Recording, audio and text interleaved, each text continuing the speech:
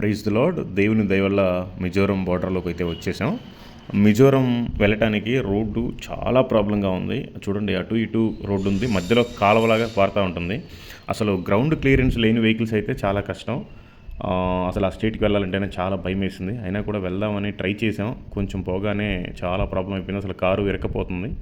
అందుకని ఆ లోపలికి వెళ్ళటానికి పోలీసులు పర్మిషన్ ఇవ్వలేదు. పాస్ తీసుకోమన్నారు. సరే పాస్ తీసుకుందాం అంటే 425 రూపీస్ చెప్పాడు. అది తీసుకుందాం అంటే ఆ బ్రదర్ చెప్పాడు, బ్రదర్ మీరు పాస్ తీసుకుని వెళ్ళలేరు, మీ కారు అయితే చాలా కష్టం అని చెప్పారు. అది రోడ్డు ఇలా ఉంది పరిస్థితి. అందుకని ఆ పోలీసులకి కొంచెం లోపలికి వెళ్దామని అడిగాం.